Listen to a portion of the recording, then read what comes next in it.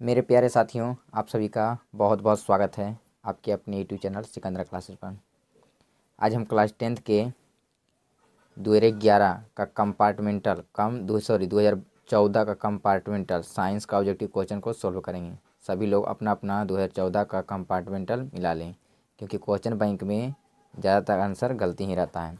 Science का किसका, कौन विषय का? साइंस का 2014 में जो कंपार्टमेंटल एग्जाम हुआ था उसका ऑब्जेक्टिव क्वेश्चन को आज सॉल्व करेंगे। चलिए देर न करते हुए शुरू करते हैं। पहला क्वेश्चन, उत्तल दर्पण के एक उपयोग को लिखें। उत्तल दर्पण का एक उपयोग को लिखें। तो उत्तल दर्पण का रूप किससे करते हैं? साइड मिरर के रूप में। किसमें? साइड मिरर के रूप में। साइड मिरर के रूप में या स्ट्रीट लाइट में। किसमें? स्ट्रीट लाइट में, गली लाइन में, गली लाइट के रूप में। एक उपयोग का है तो साइड मिरर के रूप में कर देंगे, हो गया। चलिए आगे बढ़ते हैं। दूसरा नंबर, डायनमो में ऊर्जा का कैसा रूपांतरण होता है? डायनमो में जो है ऊर्जा कैसा रूपांतरण होता है?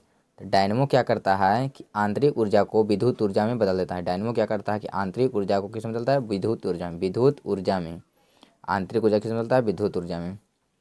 चलिए आगे बढ़ते हैं। तीसरा नंबर, कर विभव और विभवांतर का एसआई मात्रक क्या होता है? तो बोल्ट क्या होता है? बोल्ट। विभव और विभवांतर का एसआई मात्रक क्या होता है? बोल्ट। दर्शाते किससे? भी से। भी से किससे? भी से। भी से।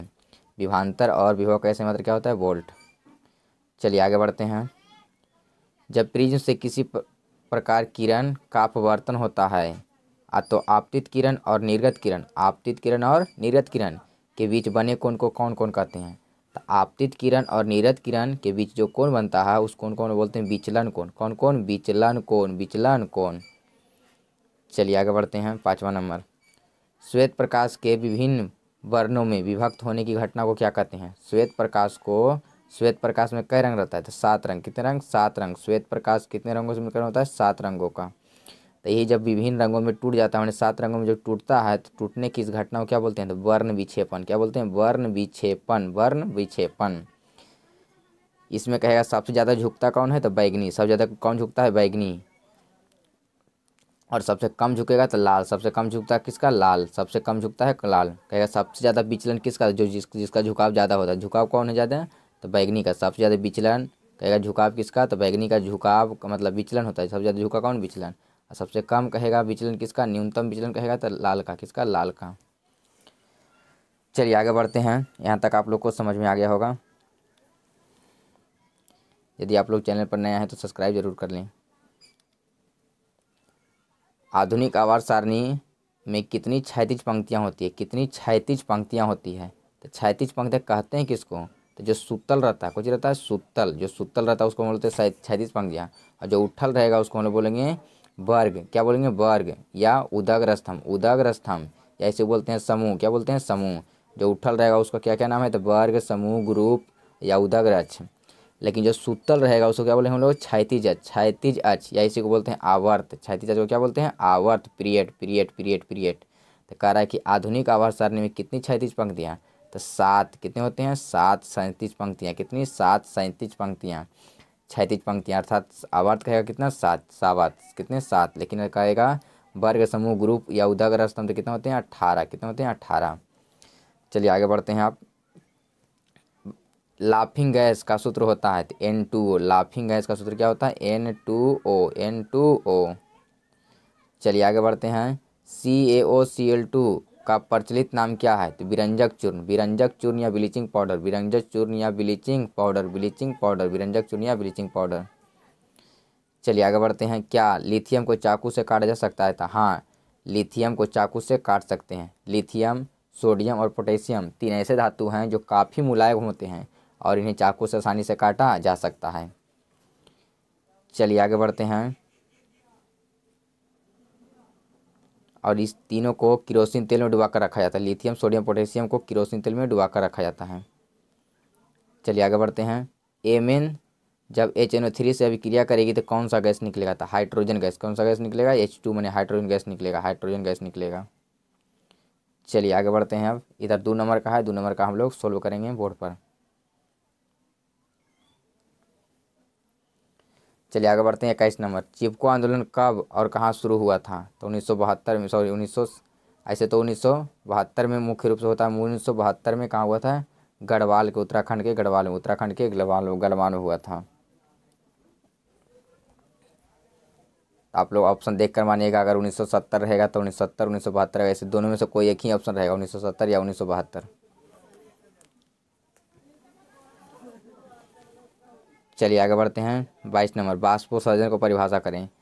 तो पेड़ पौधे से बाष्प के रूप में जल का निकलना ही बाष्पोत्सर्जन कहलाता है। पेड़ पौधे से अतिरिक्त जल का बाष्प के रूप में बाहर निकलना ही क्या कहलाता है? बाष्पोत्सर्जन कहलाता है, बाष्पोत्सर्जन कहलाता है। आगे बढ़े, परपोषी।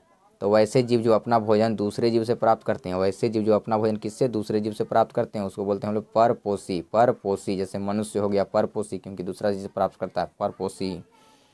चलिए आगे बढ़ते हैं। 24 नंबर, मनुष्य के किसी एक अवशेषीय अंग का नाम लिखें। तो मनुष्य का अवशेषीय अंग कौन है? अपेंडिक्स, अपेंडिक्स या सिक्कम, अपेंडिक्स या सिक्कम, अपेंडिक्स या सिक्कम। चलिए आगे बढ़ते हैं। 25 नंबर, शाकाहारी किसे कहते हैं? तो वैसे जीव जंतु जो केवल पेड़ पौधे शाक सब्जी खाते हैं उसे बोलते हैं शाकाहारी। जैसे में कौन कौन हो गया? गाय, भैंस, हिरन, बकरी, ये सभी जो हैं शाकाहारी हैं। खरगोश, ये सब शाकाहारी हैं। चलिए आगे बढ़ते हैं। अब इधर 2 नंबर का है, हम लोग आगे बढ़ते हैं। अब ग्रुप बी में आते हैं। किस में आते हैं? ग्रुप बी में, ग्रुप बी में आते हैं। चलिए ग्रुप बी में आते हैं, देखते हैं। किसी कोलाइडी विलयन में निलंबित कणों से प्रकाश का प्रकीर्णन को कहा जाता है। तो टिंडल प्रभाव कहते हैं। क्या कहते हैं? टिंडल प्रभाव, टिंडल प्रभाव। चलिए आगे बढ़ते हैं। आर ओम प्रतिरोध वाले एन प्रतिरोधों को श्रेणी क्रम में जोड़ा गया, समानांतर क्रम में जोड़ा गया, समानांतर क्रम में जोड़ा गया है। तो इसका समतुल्य प्रतिरोध क्या होगा? समतुल्य प्रतिरोध क्या होगा?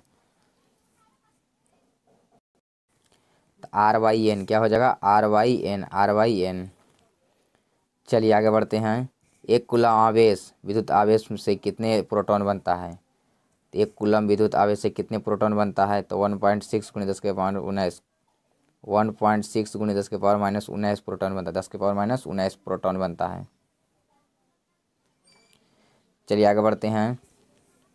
एक विद्युत हीटर की कुंडली से प्रतिरोध कितना? 55, वोल्ट कितना? 220।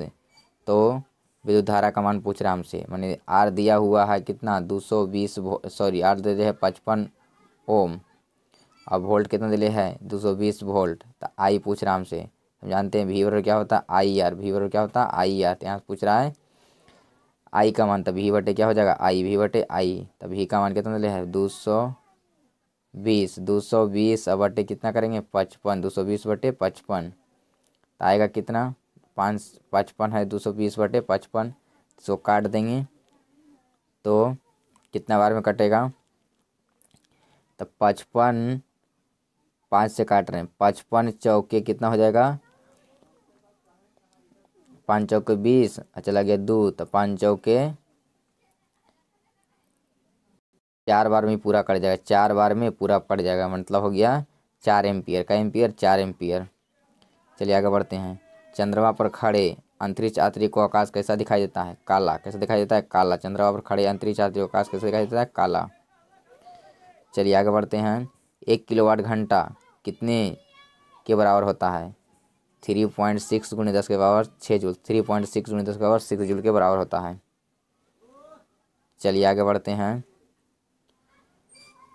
किसी चालक के प्रतिरोधकता का मात्रक होता है? किसी चालक के प्रतिरोधकता का ऐसा ही मात्रक होता है, या वैद्युत प्रतिरोध ऐसा मात्रक होता है? ओम मीटर। क्या होता है? ओम मीटर। चलिए आगे बढ़ते हैं। लाल तप्त आयरन से जलवाष्प प्रवाहित करने पर कौन सा यौगिक बनेगा? तो Fe3O4, Fe3O4, Fe3O4। चलिए आगे बढ़ते हैं। सिल्वर क्लोराइड का रंग कैसा होता है? तो सफ़ेद। कैसा होता है? सफ़ेद। सिल्वर का रंग कैसा होता है? सफ़ेद, माने उजला। चलिए आगे बढ़ते हैं। हमारा शरीर का पीएच परास कितना के बीच कार्य करता है? 7 से 7.8 के बीच, 7 से 7.8 के बीच। चलिए आगे बढ़ते हैं। बेकिंग सोडा का अणुसूत्र क्या होता है? NaHCO3, सोडियम बाइकार्बोनेट या सोडियम हाइड्रोजन कार्बोनेट। चलिए आगे बढ़ते हैं। कौन सा पदार्थ ऑक्सीजन से संयोग नहीं करता है? तो गोल्ड, सोना। सोना जो है अभिक्रिया नहीं करता है, सोना चांदी प्लेटिनम ये सभी जो होते हैं ऑक्सीजन से अभिक्रिया नहीं करते हैं, सोना चांदी प्लेटिनम। चलिए आगे बढ़ते हैं। शुद्ध सोना को व्यक्त किया जाता है, सोना को व्यक्त किया, शुद्ध सोना को व्यक्त किया जाता है 24 कैरेट। शुद्ध सोना कितना? 24 कैरेट का। चलिए आगे बढ़ते हैं। कौन सा एरोमेटिक हाइड्रोकार्बन है? एरोमेटिक हाइड्रोकार्बन है C6H6 बेंजीन। बेंजीन जो है एरोमेटिक हाइड्रोकार्बन है। चलिए आगे बढ़ते हैं। रक्त में आयरन की कमी से होने वाला रोग है तो एनीमिया। एनीमिया क्या होता है? एनीमिया।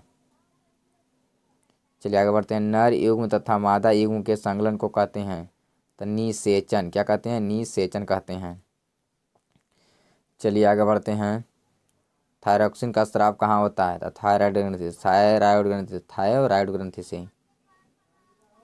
चलिए आगे बढ़ते हैं। निम्नलिखित में कौन एक जलीय आहार श्रृंखला है? जलीय माने जल में रहना चाहिए। तीनों कहाँ रहना चाहिए? जल में रहना चाहिए, जल में रहना चाहिए। तो शैवाल, छोटी जलीय जीव, फिर मछलियाँ माने जलीय कीट और मछलियाँ, ये सब इसका जो है आहार श्रृंखला जलीय का है, जलीय आहार श्रृंखला है। और बाकी सब स्थल वाला है, बाकी सब क्या है? स्थल वाला है। चलिए आगे बढ़ते हैं। मनुष्य में कितने जोड़े गुणसूत्र पाए जाते हैं? तो 23 जोड़ा। कितने जोड़ा? 23 जोड़ा, अर्थात कितने? 46। कितने? 46। आगे बढ़ते हैं। वन संरक्षण का उपाय है तो नए वृक्ष को लगाना, वनों की कटाई पर रोक लगाना, जनसंख्या वृद्धि पर रोक लगाना, इनमें से सभी जो है वन संरक्षण का एक उपाय है। यदि आप लोग को यह वीडियो अच्छी लगी तो लाइक शेयर और चैनल सब्सक्राइब जरूर करें। मिलेंगे अगले वीडियो में, नेक्स्ट वीडियो में।